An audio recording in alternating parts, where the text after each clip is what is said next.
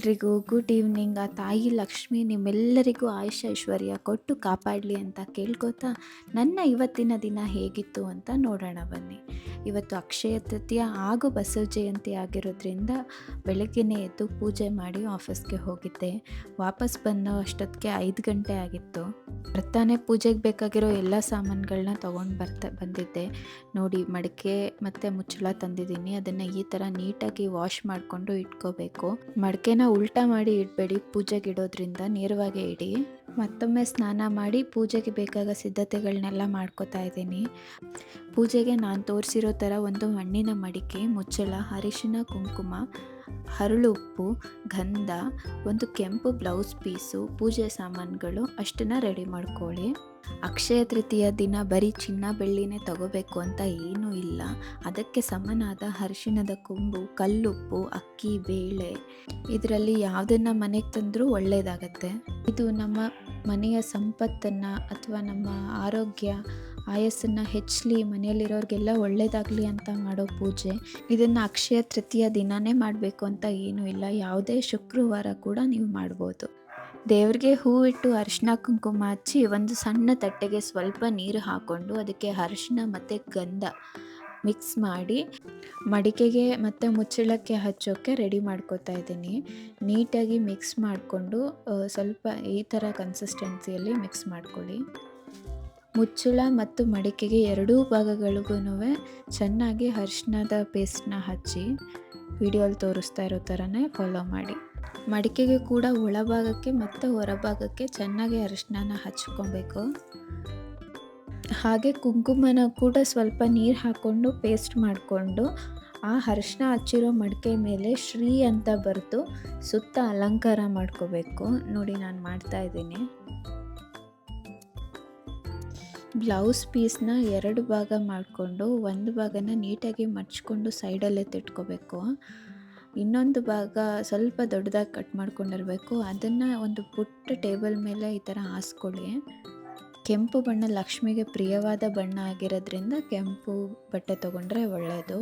ಅದರ ಮೇಲೆ ನಿಮಗೆ ಬರೋ ಥರ ಒಂದು ರಂಗೋಲೆ ಬಿಟ್ಟು ಅದನ್ನು ಸ್ವಲ್ಪ ಅಲಂಕಾರ ಮಾಡ್ಕೋಬೇಕು. ತಾಯಿ ಲಕ್ಷ್ಮಿ ಅಲಂಕಾರ ಪ್ರಿಯೆ, ಆಗ ಸುಗಂಧ ಪ್ರಿಯೆ ಆಗಿರೋದ್ರಿಂದ ಎಲ್ಲ ಕಡೆ ಅರಿಶಿನ ಕುಂಕುಮ ಗಂಧನ ಯಥೇಚ್ಛವಾಗಿ ಬಳಸ್ತೀವಿ. ಈಗ ಹಾಕ್ಕೊಂಡಿರೋ ರಂಗೋಲಿ ಮೇಲೆ ಒಂದು ಸಣ್ಣ ಪ್ಲೇಟಲ್ಲಿ ಅಕ್ಕಿ ತಗೊಂಡು ಇಟ್ಕೋಬೇಕು. ಆ ಪ್ಲೇಟ್ ಮೇಲೆ ಅಕ್ಕಿನ ಸರಿ ಮಾಡಿಕೊಂಡು ಈ ಮಡಿಕೆಯಲ್ಲಿ ಶ್ರೀ ಅಂತ ಬರೆದಿರೋದನ್ನ ಮುಂದೆ ಮಾಡಿ ಇಟ್ಟು ಅದರ ಮೇಲೆ ಹೊಸ ಪ್ಯಾಕೆಟ್ ಉಪ್ಪು ತೊಗೊಬಂದಿರ್ತೀನಲ್ಲ ಅದನ್ನು ಓಪನ್ ಮಾಡಿ 3/4 ಭಾಗ ತುಂಬೋ ಥರ ಮಡಿಕೆಗೆ ತುಂಬಬೇಕು. ದಯವಿಟ್ಟು ಮನೇಲಿರೋ ಉಪ್ಪನ್ನು ಉಪಯೋಗಿಸ್ಬೇಡಿ, ಎಲ್ಲವನ್ನೂ ಹೊಸದಾಗೆ ತೊಗೊಬಂದು ಉಪಯೋಗಿಸಿ. ಮತ್ತು ಅದರ ಮೇಲೆ ಸ್ವಲ್ಪ ಅರಿಶಿನ, ಸ್ವಲ್ಪ ಕುಂಕುಮ, ಸ್ವಲ್ಪ ಗಂಧನ ಹಾಕಬೇಕು. ಚಿಕ್ಕ ಬ್ಲೌಸ್ ಪೀಸ್ ಕಟ್ ಮಾಡ್ಕೊಂಡಿದ್ನಲ್ಲ ಅದಕ್ಕೆ ಒಂದು ಬೆಳ್ಳಿ ಕಾಯಿನು, ಮನೇಲಿರೋದೇ ಆದರೂ ಪರವಾಗಿಲ್ಲ. ಒಂದು ಚಿನ್ನದ ಮೂಗುಬೊಟ್ಟು ಇಡ್ತಾ ಇದ್ದೀನಿ, ಪುಟ್ಟದು, ಮನೇಲೇ ಇರೋದಾದರೂ ಪರವಾಗಿಲ್ಲ. ಅದನ್ನಿಟ್ಟು ಮಡಿಸಿ ಆ ಮಡಿಕೆ ಒಳಗಡೆ ಇಡಿ. ನಾನು ಆಗಲೇ ಹೇಳ್ದಂಗೆ ಲಕ್ಷ್ಮಿಗೆ ಸುಗಂಧ ಪರಿಮಳ ಅಂದರೆ ತುಂಬ ಇಷ್ಟ ಆಗುತ್ತೆ.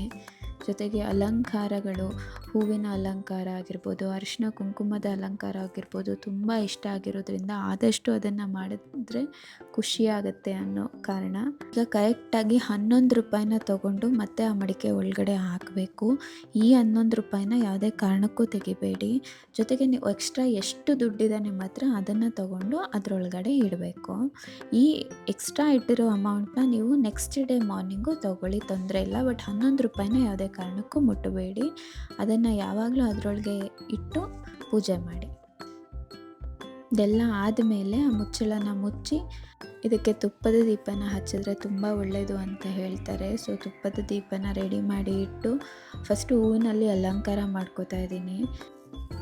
ತುಪ್ಪದ ದೀಪನ ಹಚ್ಚಿ ದೇವರಿಗೆ ಕೇಳ್ಕೊಳ್ಳಿ, ಎಲ್ಲ ಆಯಸ್ಸು ಆರೋಗ್ಯ ಐಶ್ವರ್ಯ ಎಲ್ಲವನ್ನು ಹೀಗೆ ವೃದ್ಧಿ ಮಾಡಿ ನಮ್ಮ ಜೀವನನ ತುಂಬ ಚೆನ್ನಾಗಿರೋ ಥರ ಮಾಡೋ ತಾಯಿ ಅಂತ ಕೇಳ್ಕೊತ ಪೂಜೆ ಮಾಡೋಣ.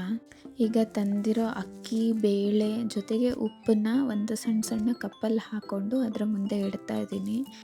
ಇದ್ರ ಉದ್ದೇಶ ಏನೂ ಇಲ್ಲ. ಮೊದಲು ಧಾನ್ಯ, ಹೊಟ್ಟೆ ತುಂಬ ಊಟ ಕೊಡು ತಾಯಿ ಅಂತ ಕೇಳ್ಕೋಬೇಕು. ಸೊ ನಮ್ಮ ಮನೇಲಿ ಅಕ್ಕಿ, ಬೇಳೆ ಯಾವುದಕ್ಕೂ ಕೊರತೆ ಇಲ್ಲದೆ ಕೊನೆಯವರೆಗೂ ಹೀಗೆ ಇಡು ತಾಯಿ ಅಂತ ಹೇಳೋದು. ನಾನು ಆಗಲೇ ಹೇಳಿರೋ ಥರ ನೀವು ಬರೀ ಚಿನ್ನ, ಬೆಳ್ಳಿಯನ್ನೇ ತಗೋಬೇಕು ಅನ್ನೋದು ಏನೂ ಇಲ್ಲ. ನೀವು ಯೋಚನೆ ಮಾಡಿ 1000-2000 ವರ್ಷಗಳ ಹಿಂದೆ ಯಾವುದೇ ಚಿನ್ನ, ಬೆಳ್ಳಿನ ತಗೋಬೇಕು ಅನ್ನೋ ಆಸೆ ಯಾರಿಗೂ ಇರಲಿಲ್ಲ. 3 ಹೊತ್ತು ಊಟ ಸಿಕ್ಕಿದ್ರೆ ಸಾಕಪ್ಪ ಅನ್ನೋ ಥರ ಇತ್ತು ತಾನೇ. ಹಾಗೆ ಸಂತೃಪ್ತಿ ಅಥವಾ ಸಮೃದ್ಧಿ ಅಂದರೆ ಮೊದಲು ಧಾನ್ಯ ದವಸಗಳಲ್ಲಿ ನಾವು ಸಂತೃಪ್ತಿಯಾಗಿ ಸಮೃದ್ಧಿಯಾಗಿ ಇರಬೇಕು. ಅದರ ನಂತರ ಚಿನ್ನ, ಬೆಳ್ಳಿ, ಹಣ ಎಲ್ಲವೂ ಬರುತ್ತೆ. ಇಷ್ಟು ಮಾಡಿ ಪೂಜೆ ಮಾಡಿ ಇದನ್ನು 1 ವರ್ಷದವರೆಗೂ ಹಾಗೆ ಇಡ್ಬೋದು. ನೆಕ್ಸ್ಟ್ ವರ್ಷ ಮತ್ತೆ ಅಕ್ಷಯ ತೃತೀಯ ಬಂದಾಗ ಇದನ್ನು ಸರಿಸಿ ಮತ್ತೆ ಹೊಸ ಮಡಿಕೆ ತಂದು ಹೊಸದಾಗಿ ಉಪ್ಪೆಲ್ಲ ತಂದು ಮತ್ತೆ ಪೂಜೆ ಮಾಡ್ಬೋದು. ಮತ್ತು ಯಾವುದೇ ಚಿನ್ನ, ಬೆಳ್ಳಿ ತೊಗೊಬಂದರೂ ಇದರೊಳಗೆ ಇಟ್ಟು ಪೂಜೆ ಮಾಡಿ ಮರುದಿನ ತೊಗೊಂಡ್ರೆ ವೃದ್ಧಿಯಾಗುತ್ತೆ ಅನ್ನೋದು ನಂಬಿಕೆ. ಇದಾಗಿತ್ತು ನಮ್ಮ ಮನೆಯ ಅಕ್ಷಯ ತೃತೀಯದ ಪೂಜೆ. ಮತ್ತೊಮ್ಮೆ ನಿಮ್ಮೆಲ್ಲರಿಗೂ ಆ ತಾಯಿ ಸಕಲೈಶ್ವರ್ಯನ ಕೊಟ್ಟು ಕಾಪಾಡಲಿ ಅಂತ ಕೇಳ್ಕೋತಾ ಇವತ್ತಿಗೆ ಈ ವಿಡಿಯೋನ ನಾನು ಇಲ್ಲಿಗೆ ಮುಗಿಸ್ತೀನಿ. ದಯವಿಟ್ಟು ಸಬ್ಸ್ಕ್ರೈಬ್ ಮಾಡೋದನ್ನು ಮರಿಬೇಡಿ. ನಿಮ್ಮ ಸಪೋರ್ಟ್ ನಮ್ಮ ಮೇಲೆ ಹೀಗೆ ಇರಲಿ ಅಂತ ಕೇಳ್ಕೊತಾ thanks for watching. Take care. Bye.